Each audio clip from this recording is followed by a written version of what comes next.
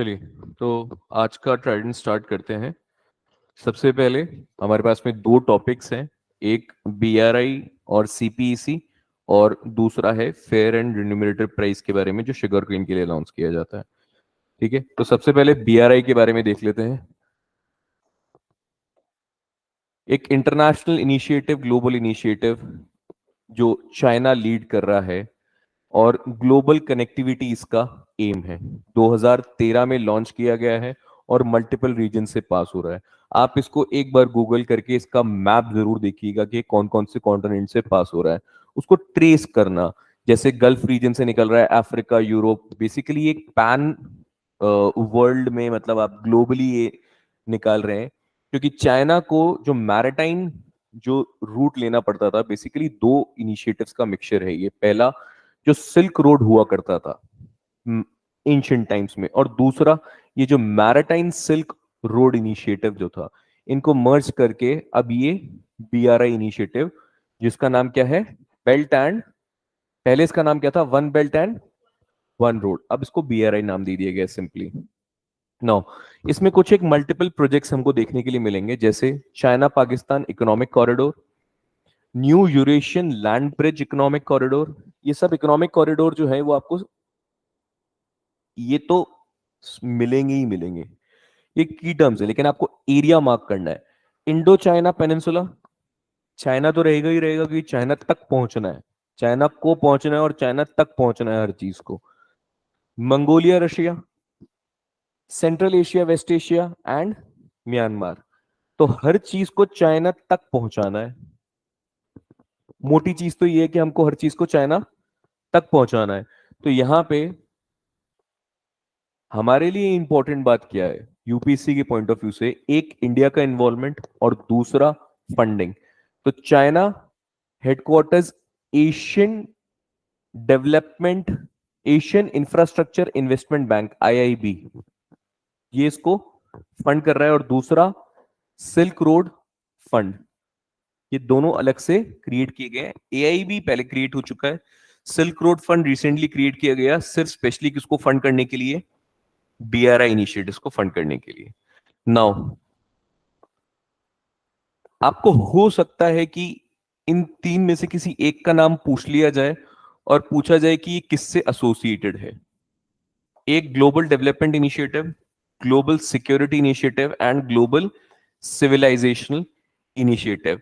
These are the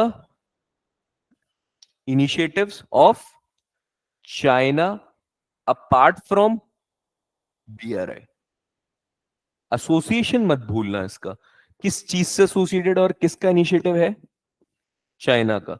अब China global power बनने की मंशा रख रहा है, इंडिया का ऑब्जेक्शन क्या है? क्योंकि कहीं ना कहीं हमारा ये जो रूट है, बीआरआई इनिशिएटिव में जो रूट निकल रहा है, ये गिलगिट बल्तिस्तान रीजन से निकल रहा है।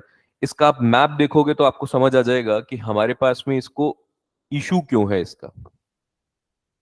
पहली बात, पाकिस्तान के दो पोर्ट हमको यहां दिख रहे हैं जो इसका पार्ट बनने वाले हैं, ठीक है।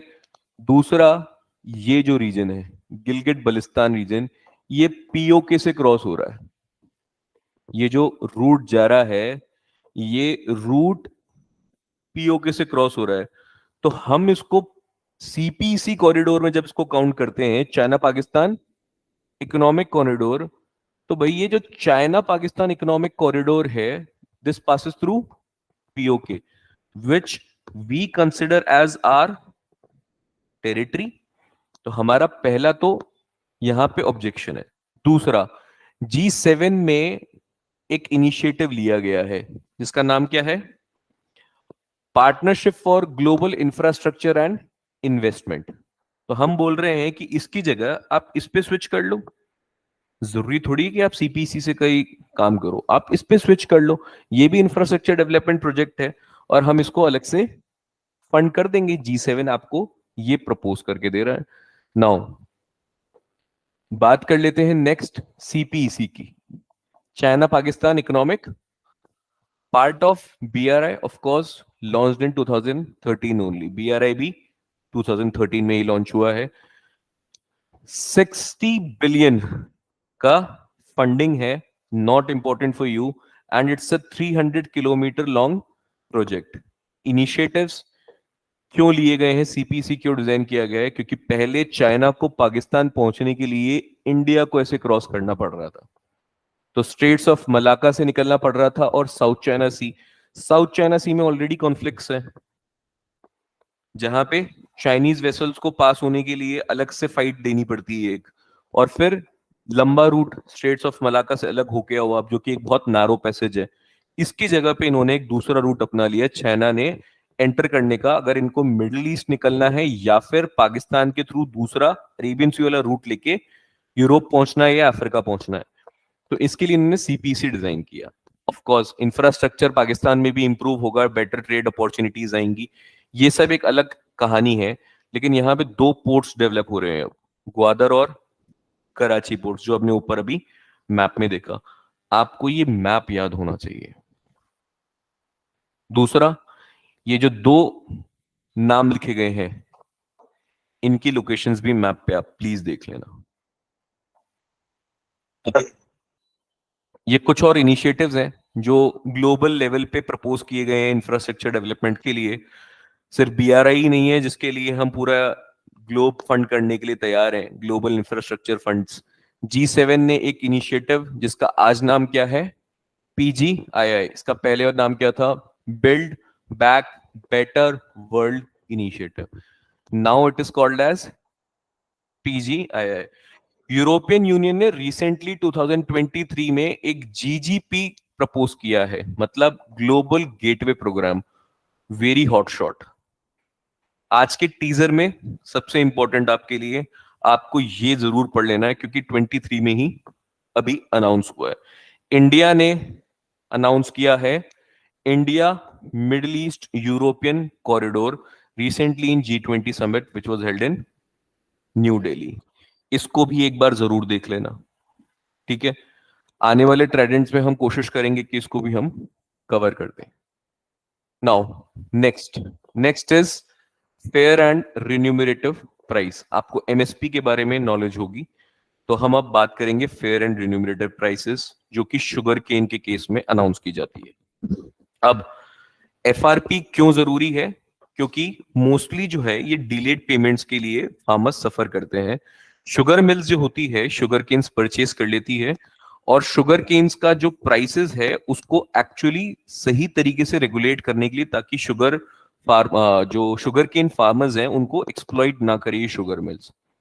तो एफआरपी एक ऑब्लिगेटरी पेमेंट है जो कि sugar mills sugar cane farmers को देगी, और उसके लिए भी एक डेडलाइन सीमित कर दी है सरकार ने कि इतने दिनों के अंदर इसको देनी ही पड़ेगी।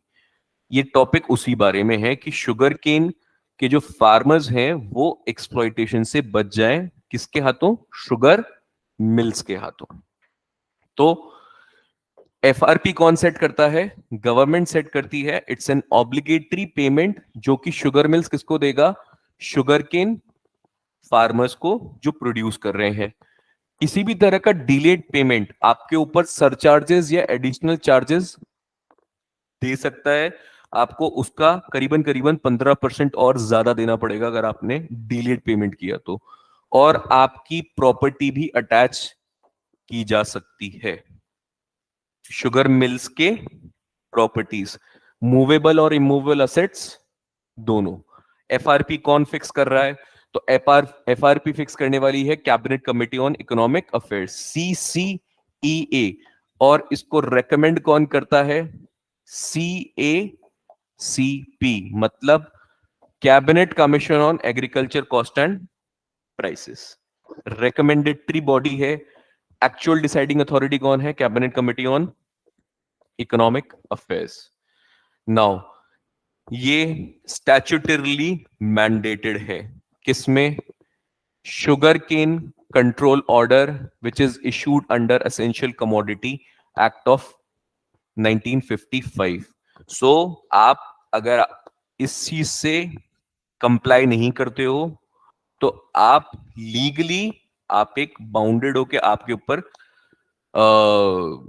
पनिशमेंट्स जो है वो हो सकते हैं, और वो अभी इस तरह से रिन्यूमरेटिव पनिशमेंट्स हैं कि आपको एडिशनली या तो आपकी प्रॉपर्टी कन्फिस्केट कर दी जाएगी या आपको 15% extra annum per annum charge देना होगा। नाउ डे क्या है, कितने डेज? तो 15 दिन के बाद में या तो आप एडिशनल चार्जेस देंगे और नहीं तो कन्फिस्केशन हो जाएगा।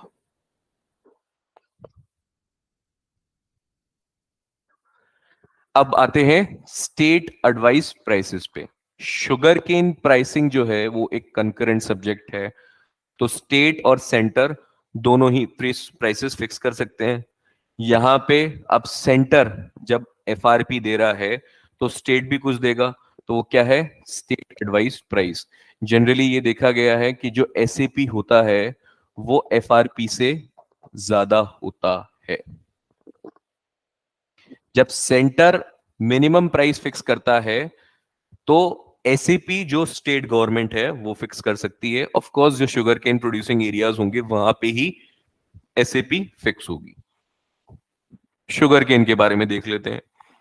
एक लोमी सॉइल के अंदर 75 से 100 सेंटीमीटर रेनफॉल और टेम्परेचर बहुत माइल्ड जहां रहेगा वहां पे शुगर केन प्रोड्यूस होगी। ब्राजील के बाद में इंडिया सेकंड लार्जेस्ट प्रोड्यूसर माना जाता है। और हमारा शुगर बॉल ऑफ इंडिया कौन है, ये आप मैप पे भी देख लोगे तब भी आपको महाराष्ट्र, कर्नाटक, तमिलनाडु, बिहार मिल जाएगा। इसका रीजन एक रेनफॉल और दूसरा ये माइल्ड क्लाइमेट। ये कुछ आपको एडिशनल इनिशिएटिव्स दिए गए हैं जो शुगर केन को सपोर्ट करने के लिए, शुगर केन प्रोडक्शन सपोर्ट करने के लिए है। पहला, scheme for extending financial assistant to sugar undertakings and national policy on biofuels. Mandate कर दिया गया है कि कुछ हद तक जो शुगर केन से बगास वगैरह जो निकलती है उसको बायोफ्यूल में हम फिर यूज करेंगे। पहली शुगर मिल अभी हमने पढ़ा था स्वदेशी। पहली शुगर मिल्स कब सेटअप हुई, 1903 में, वो स्वदेशी बॉयकॉट मूवमेंट के बीच में। ठीक है, this was all about your FRP. Thank you so much.